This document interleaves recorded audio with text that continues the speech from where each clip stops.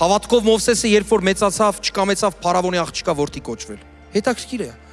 Մարդիկ կարող է թագավորական պալատում լինեն, մտածեն հենց դա էլ վարձքն է։ Մովսեսը կարող էր Աստծուց շնորհակալություն հայտնել, որ ինքը գտնվում է թագավորական պալատում։ Տեր ջան, շնորհակալ եմ, որ այս առատ հնարավորությունները փարավոնյան ինձ տվել ես ամեն ինչը։ Բայց նա ասում է, աչքը տնկած մտիկ էր տալիս վարձքի հատուցմանը։ Որտեղ։ Անապատում Աստծո ժողովրդի հետ չարչարվում էր։ Սիրելի ծառայողներ, մանավանդ մարգարեական մեզ թող մխիթարող, փոփոխ, շինող, պահող խոսք լինի սա։